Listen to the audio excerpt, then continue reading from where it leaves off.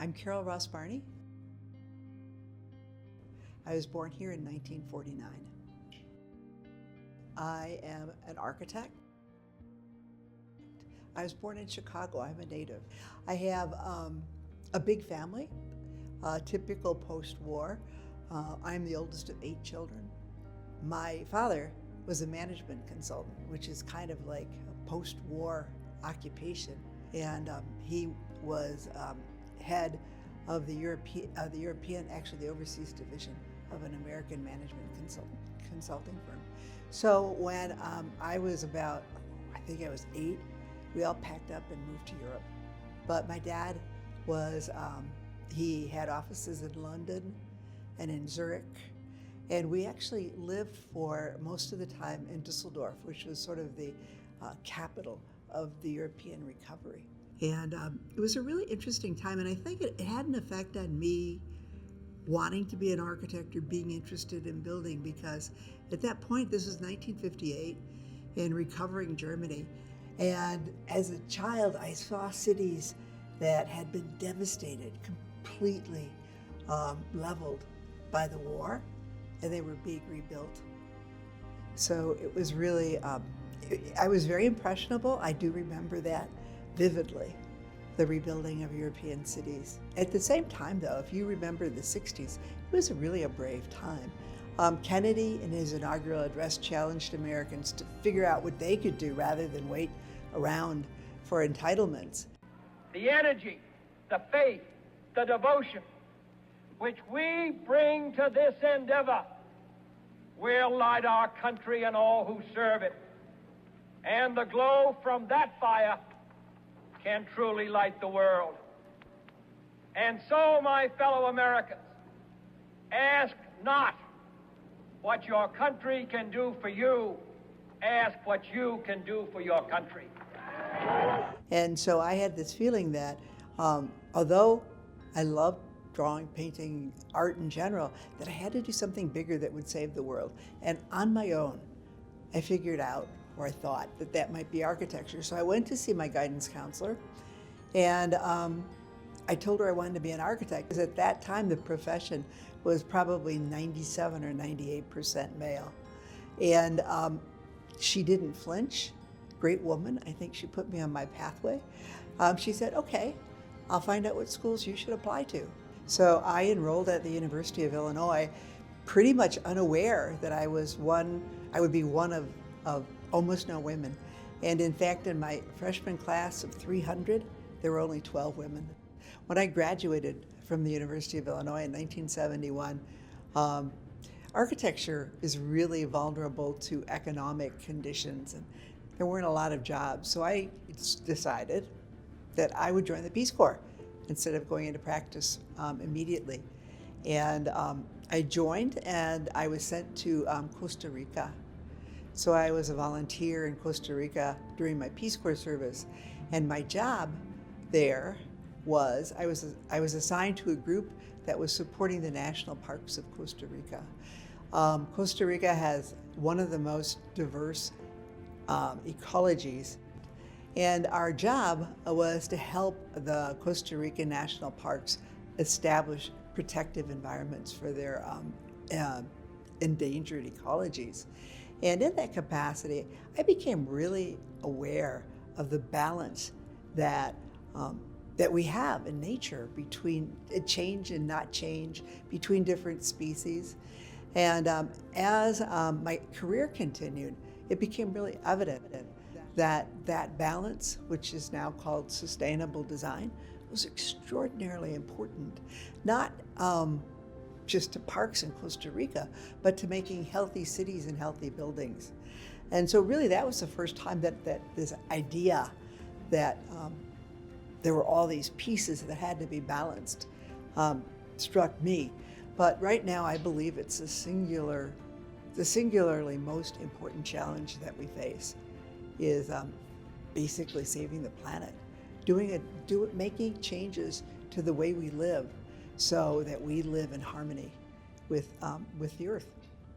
Oh, my biggest life lesson is you can make change.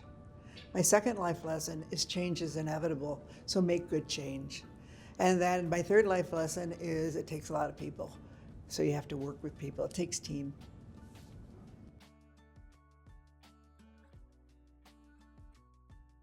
Oh, I had never had any real desire to start my own company.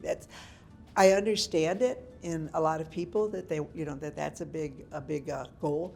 I was kind of like, please don't bother me with business and starting my own business. And I got fired. And so I was out there trying to figure out what I was going to do next. And some clients who thought I was a good architect called me and said, well, we'd like you to keep working with you. And so I kind of did it on without much planning. Maybe that's a good way to go. Looking back, it's a step I've never taken without that. On the other hand, the other thing is I think that starting a firm and growing a firm is a huge challenge, and it's been really, really exciting a lot of the time. I would recommend doing it only once. The Riverwalk is obviously one of my favorite projects of all times. Being a Chicagoan, to me it's more than architecture because it's changed the way people think about their city. It's allowed us to see our downtown, our city, our natural environment in a totally different way, and that's really important. But the project started out quite quietly. The river has been on the radar of architects and planners since Daniel Burnham. What will the river be in our city? What should we do next? It is a really important part of Chicago's history. Chicago is here because of the river. But the river also became the industrial conduit of the city. And because we didn't know that we can't pollute our waters so flagrantly, it became terribly polluted. And it actually became quite overlooked when you moved into the sort of mid-century period of Chicago's history. So when we got our sort of modest project, it wasn't all that glamorous. So the city made a taxing district to pay for that renovation. There was enough money in the taxing district to also renovate some of the river walk along Wacker Drive. And we got that job from the City of Chicago, and as part of that job, they said, and also, do a master plan for all the river blocks that the city owns, which is from the confluence at Wacker to basically the Michigan Avenue Bridge was our project. And while it had these modest beginnings, it was a great project. When I won the AIA gold medal, it was one of those moments where you say, oh my God, this is really happening to me. The gold medal, it has been given by the AIA since, I think it's the 1800s. There have been over 70 gold medalists. And when I won the award, it's given mostly to single practitioners. There are 2 or 3 times it's been given to partnerships, and it had never been given to a woman single practitioner. It had been awarded to twice to women and their husbands together as a partnership. So actually, I was in the position where I, in a way, was representing all women architects. And I was glad to do that. I don't know anyone who prefers to be known as a woman architect. They want to be known as architects. They want to be known for their work, for their accomplishments.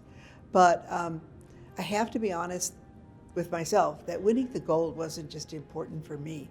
It was important to show that there are women accomplishing important things that have been overlooked. Their careers are overlooked, and they're not accepted yet. And that makes a difference because, especially when you're in a career like mine, opportunity is everything. You're selected because you do good work. But if you don't have any work, if you don't have those opportunities, you're never going to get selected. So you have to break the cycle somewhere. And I hope that winning the gold medal was part of it for women. And actually, when I accepted the medal, I had to give a speech at the AIA convention. And I remember that I said that the one thing I'm sure is even though I'm the first, I won't be the last. There'll be many more. And this year, the second woman practitioner was received the gold medal. When the history of Carol Ross Barney is written, it'll say she cared about her neighbors.